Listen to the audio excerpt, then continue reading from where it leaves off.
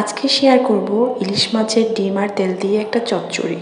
তাই প্রথমে কিছু আলু ভালো করে কুটে ধুয়ে নিলাম, তারপরে কিছু গোটা কাঁচামরিচ, এরপরে ধনিয়া গুঁড়া, হলুদের গুঁড়া, মরিচের গুঁড়ো, স্বাদ অনুযায়ী লবণ দিয়ে কিছু পেঁয়াজ কুচি দিয়ে দিলাম। এরপর অল্প একটু মাছের তেল ছিল সেগুলো দিয়ে দিলাম।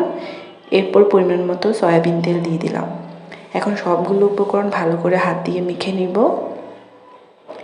এরপর কিছু মাছের ডিম পানি দিয়ে গুলিয়ে এখানে দিয়ে দিলাম, ভালো করে মেখে নিয়েছি।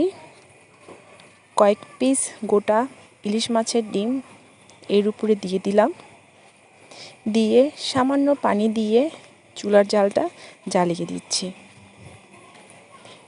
পানি ফোটা শুরু হয়েছে, প্রায় রান্না শেষের পথে। খুব সুন্দর ফ্লেভার বের হয়েছিল।